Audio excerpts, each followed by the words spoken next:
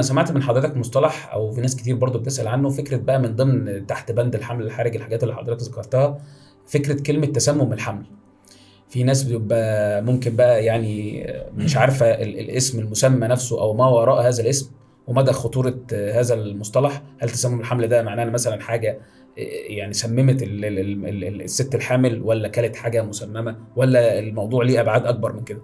لا طبعا هو الموضوع مش كده بالظبط، مش قصة تسمم بمعنى كلمة تسمم زي ما الناس ممكن متخيلة الموضوع تتخيل أو يبدو إلى ذهنها. لا، هو الترجمة الحرفية للمصطلح الإنجليزي اللي هو توكسيميا. لا هو طبعا مش توكسين، يعني مش دم، مش تسمم في الدم أو حاجة زي كده. لا تمام. هو الموضوع كله إن هم لقوا إن في بعض السيدات من ضمن المضاعفات اللي بتحدث أثناء الحمل نتيجة الحمل ونتيجة وجود المشيمة بشكل معين بيحصل ارتفاع في الضغط وبعض الأعراض الأخرى اللي ممكن قد تؤدي إلى ضرر لبعض الأعضاء كمان للسيدة زي الكبد والكلى، اللي ممكن تؤدي إلى تشنجات، اللي ممكن تؤدي إلى مخاطر بالنسبة للجنين زي تأخر النمو أو بعد الشر لا قدر الله الوفاة الجنينية داخل الرحم.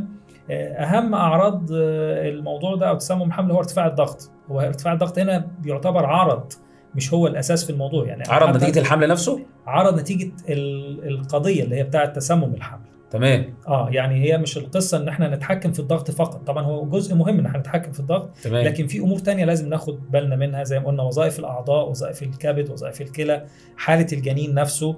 بنبقى حريصين ان الست لا قدر الله ما تخشش في تشنجات، ودي من ضمن المضاعفات السيئة جدا لتسمم الحمل او ارتفاع الضغط المصاحب للحمل. وليه طبعا مضاعفات اخرى، وده طبعا من اكبر المشاكل اللي بتحط الست في الكاتيجوري بتاعه الحمل الحرج.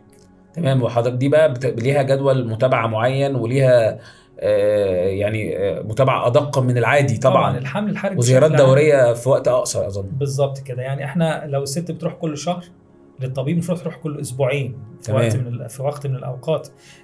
في وقت من الاوقات لو استدعى الامر الطبيب ممكن يحجزها في المستشفى، تبقى رعايه تحجز لحد ما امورها تتظبط. بالظبط كده، بالظبط. تمام. الطبيب بقى بيبقى عارف كل مريضه مسار حملها ماشي ازاي. يعني ممكن واحده عندها تسمم حمل لكن الامر هين، او لان هو بيتقسم لبسيط وشديد. تمام. امر بسيط وامر شديد. وصل للشده، وصل لدرجه الخطوره، لازم الحاله تتحجز في مستشفى. تمام.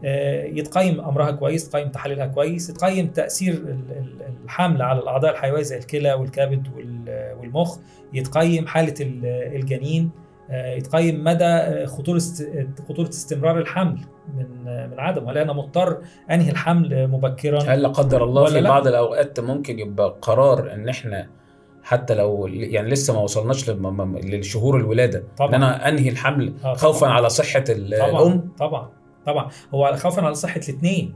ما هي لو الام اضيرت، ما هو البيبي برضو هيضار، بالذات لو احنا في الشهور السابع الثامن، احنا بنبقى حريصين على الاثنين. والام طبعا يعني مقدمه، يعني هي الاهم في الحلقه دي. طبعا هي الاهم في الموضوع ده طبعا. تمام يا دكتور ايمن. طبعا لو لقينا بقى حسينا ان هيكون في خطوره على الام وخطوره على حياتها لا قدر الله، لازم يتم انهاء الحمل بشكل كويس، بشكل سليم، بحيث ان احنا نطلع باقل الخسائر بالنسبه للام والجنين. تمام يا دكتور.